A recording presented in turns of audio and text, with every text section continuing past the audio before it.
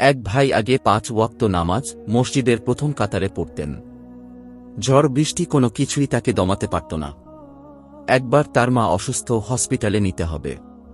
তিনি তার মাকে তার ছোট ভাইয়ের সাথে অ্যাম্বুলেন্সে তুলে দিয়ে নিজে প্রথমে জামাতে নামাজ পরে হসপিটালে গেলেন। সুন্নতি দাড়িওয়ালা এই মানুষটির এরপর হঠাৎ করেই একদিন একটি মাল্টিন্যাশনাল কোম্পানিতে জব হয়ে গেল। রাজকীয় ব্যাপার, অপ্রত্যাশিত স্যালারি। সবাই প্রথমে ভাবল এটা তার এতদিনের আমলের পুরস্কার, কিন্তু ধীরে ধীরে তার মধ্যে পরিবর্তন আসতে শুরু করল। জামাতে নামাজ আদায়ে অলসতা, লেবাসে পরিবর্তন, অবশেষে দাঁড়িয়েও যখন ছোট হতে লাগল, খটকা লাগল সবার তখনই। শুধু তাই না, এসব কাজকে তিনি নানান কুযুক্তিতে জাস্টিফাইও করতে লাগলেন। আরেক বোন অনেক স্ট্রাগল করে দিনের পথে এসেছিলেন। পুরো পরিবারের বিরুদ্ধে গিয়ে হিজাব নিকাব সবই করতেন। এরপর একদিন হালাল রিজিকের তালাশে অনলাইনে বোরকার বিজনেস শুরু হল তার। অল্প কয়েক বছরে অপ্রত্যাশিত বরকত হল। অনলাইন ছাপিয়ে অফলাইনেও তার ব্যবসা ছড়াতে লাগল। বড় বড় শপিং মলে একাধিক শোরুম তার, কিন্তু সেই সাথে শুরু হল উল্টো দিকের পরিবর্তন। নিকাব ছেড়ে দিলেন, নানা বাহারি কারুকার্যের আকর্ষণীয় বোরকা পরতে শুরু করলেন। এরপর সেটাও বাদ দিয়ে সেলোয়ার কামিজেই তিনি এখন চলাফেরা করেন। শুধু তাই নয়, তার এই পরিবর্তনকে তিনি সেই আগের ভাইয়ের মতোই নানানভাবে জাস্টিফাই করে চলছেন অবিরাম। আমরা ভাবি ধন সম্পদের মালিক হওয়া, পয়সাওয়ালা হওয়া আল্লাহর অনুগ্রহ, অথচ এটা সবচেয়ে বড় পরীক্ষাও। এই পরীক্ষায় কাউকে শকরগুজার বানায়, তার মাবুদের দিকে অগ্রসর করে। আবার এই পরীক্ষাই কাউকে এতটাই নিচে নামায় যে সে এর শেষ কোথায় তা অনুমানও করতে পারে না। কিন্তু মানুষের অবস্থা হচ্ছে এই যে, তার রব যখন তাকে পরীক্ষায় ফেলেন এবং তাকে সম্মান ও নিয়ামত দান করেন, তখন সে বলে, আমার রব আমাকে সম্মানিত করেছেন। আবার যখন তিনি তাকে পরীক্ষায় ফেলেন এবং তার রিজিক তার জন্য সংকীর্ণ করে দেন, তখন সে বলে, আমার রব আমাকে অপমানিত করেছেন, লাঞ্ছিত করেছেন। সূরা আল ফজর আয়াত 15-16। 1400 বছর আগে আল্লাহর রাসূল সাল্লাল্লাহু আলাইহি ওয়াসাল্লাম বলে গিয়েছেন, প্রত্যেক উম্মাতের জন্য একটি পরীক্ষার বস্তু ছিল, আমার উম্মাতের পরীক্ষার বস্তু হল সম্পদ। সুনানে তিরমিজি। কতই না সত্য সে বাক্য। আবার এর উল্টো চিত্র আমাদের মধ্যে বিদ্যমান। আমরা অনেকে আছি যারা জীবিকার খোঁজে কাজ করতে চাই না।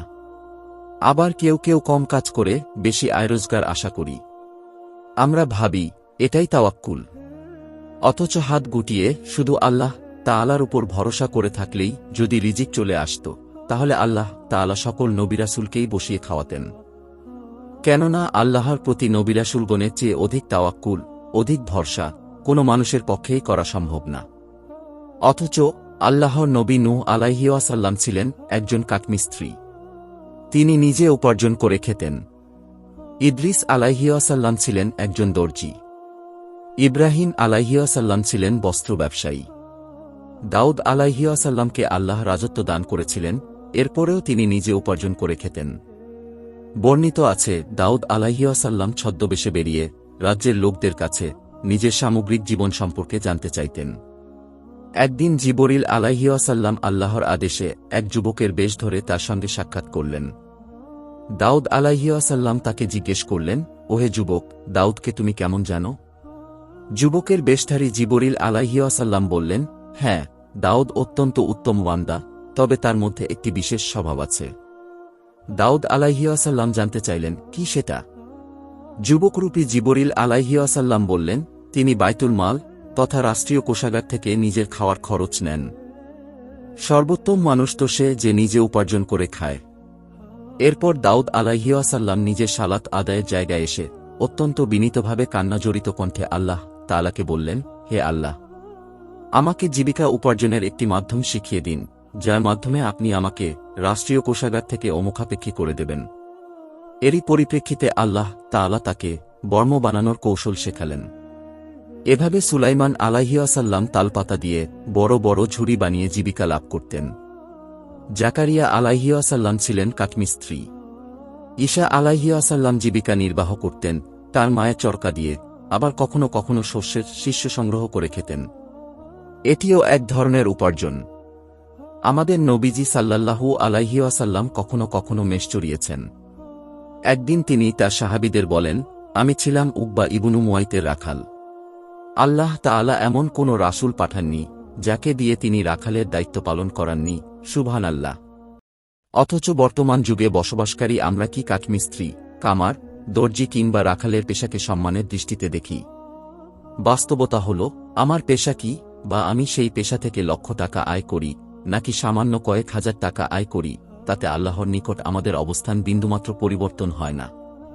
কেননা আমি সেই পরিমাণই আয় করব যে পরিমাণ আল্লাহ নিজে আমার জন্য নির্ধারণ করে রেখেছেন। হোক সেটা উচ্চ বেতনের চাকরি করে, ব্যবসা করে, অথবা কাঠমিস্ত্রির কাজ করে। কিন্তু এগুলোর কোনোটাই না আমাদের সম্মান ও সম্পদ বৃদ্ধি করতে পারবে, আর না পারবে হ্রাস করতে। আমাদের মর্যাদার একমাত্র ভিত্তি হল আল্লাহভীতি বা তাকওয়া। অথচ আমরা ছুটছি সামাজিক স্ট্যাটাস, একটু উন্নতভাবে জীবনযাপন করার জন্য প্রয়োজনীয় টাকার পেছনে, হালাল হারামের কোনো তোয়াক্কা না করেই।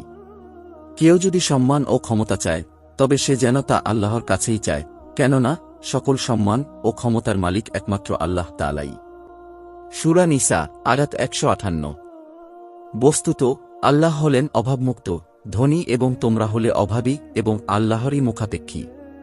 সূরা মুহাম্মদ, আয়াত 38। হারাম পথে আমি বেশি সম্পদ পাই আর কম সম্পদ পাই, আমি তো আমার আল্লাহকেই হারালাম। পক্ষান্তরে হালাল পথে আমি বেশি সম্পদ পাই আর না পাই, আমি তো আমার রবকেই পেয়ে গেলাম। মুফতি মুশতাকুন নবী কাশেমি একটা কথা বলেছিলেন, আল্লাহকে হারিয়ে তুমি যদি গাড়িওয়ালা, বাড়িওয়ালা, ফ্ল্যাটওয়ালা, প্লটওয়ালা, সবওয়ালা হও, অচিরেই তুমি সর্বহারা। আর আল্লাহকে পেয়ে যদি চাটাইতে ঘুমাও, জুতা ছাড়া হাঁটো, আল্লাহর কসম তুমি অচিরেই সর্বওয়ালা। ইবনু আতাআল্লাহ আল ইস্কান্দারি রাহিমাহুল্লাহ এর উপর আল্লাহ রহম করুন। কতটাই না সত্য ও সুন্দর কথা তিনি বলে গিয়েছেন। সে কি পেল যে আল্লাহকে হারালো, আর সে কি হারালো যে আল্লাহকে পেল?